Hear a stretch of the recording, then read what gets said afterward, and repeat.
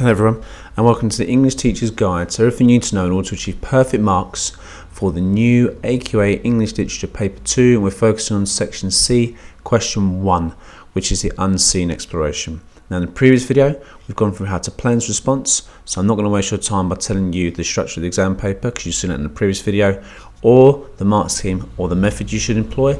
Obviously make sure you watch the previous video in order to ensure you've covered those things. So we talked about the mark scheme, talked about our planning method, our answering method. These are the elements of formal structure and language you need to include. So let's look at an answer, shall we? So explore how Randall Jarrell presents his thoughts about bats.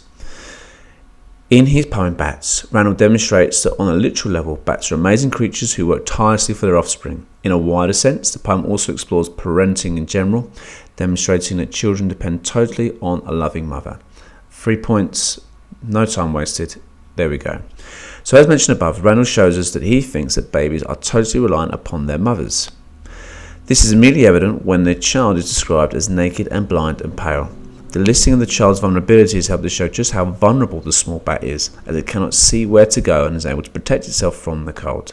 The reference to the colour of the bat helps to highlight the visible difference between the adult and the child, which could represent the baby's innocence. More likely shows that without age and experience, the child is pale, unable to protect itself from the world.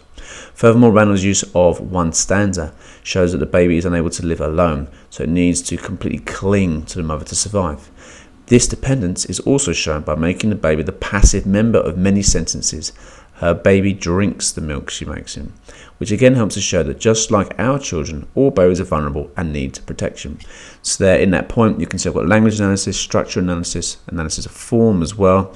And that's essentially what I would do for each of my 3 points. You can see how I'd start my next one, another thought, which Randall presents about bats is. Do it again for my second and my third. Finally, my conclusion. Overall, Randall's presentation of the bat not only helps to highlight the beauty of the creature to the readers who may see rats with wings, but also creates a wider point about the link between parent and child and how important this is. So there's the method fully explored, fully presented to achieve perfect marks. All you need to do is practice doing the same within exam timings. So thank you very much. Feel free to like and share. Well done. Keep revising.